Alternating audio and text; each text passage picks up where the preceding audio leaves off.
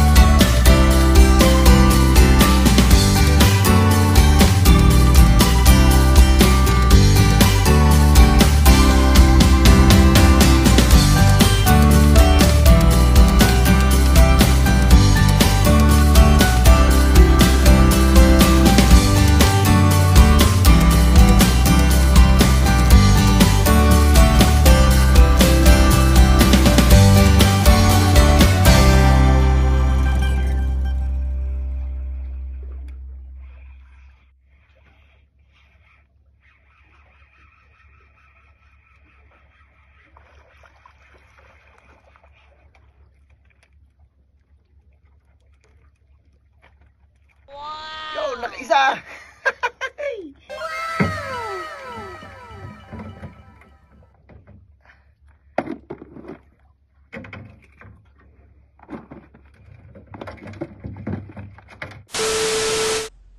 Uwi na tayo. Sayang yung tatlo kanina na parang tulingan ang laki.